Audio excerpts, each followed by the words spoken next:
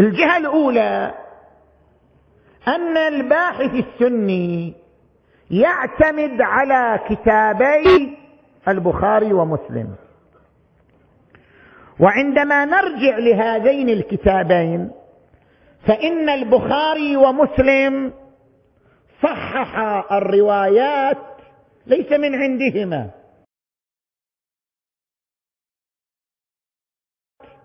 من عندهما، وإنما كان تصحيحهما للروايات اعتمادا على كلمات علماء سبقوهما في هذا المجال كابن حجر والذهبي وأحمد بن حنبل وغيرهم، كابن حجر والذهبي وأحمد بن حنبل وغيرهم، كابن حجر والذهبي وأحمد بن حنبل وغيرهم.